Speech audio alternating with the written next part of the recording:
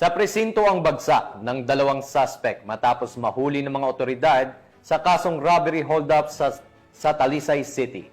Tinitiyak naman ng PNP na paiigtingin pa ang kanilang presensya at operasyon upang matiyak ang kaligtasan at seguridad ng mga residente. Ang report mula kay Patrolwoman Judith Nicanor.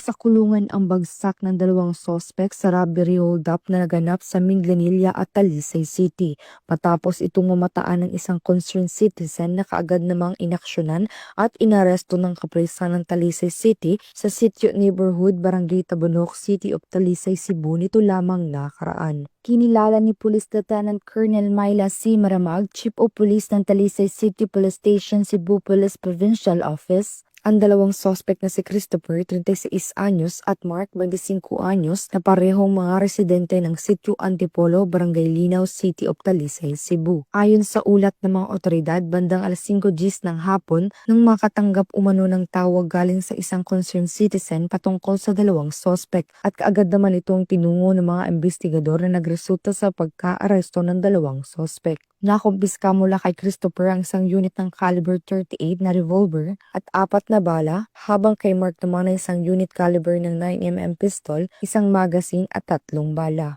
Samantala, kasalukuyang nasa kustodiya ng Talisay City Police Station ng mga sospek at maharap ang mga ito sa kasong robbery at paglabag sa Republic Act 10591 o Comprehensive Firearms and Ammunition Regulation Act. Magandang araw po sa ating lahat. Isang paalala lamang po para sa kaligtasan ng bawat isa sa atin. Sa panahon po ngayon, mahalaga pong maging mapagmatsyag at maingat sa ating kapaligiran upang makaiwas na maging biktima ng mga masasamang loob, lalo na ng hold-up.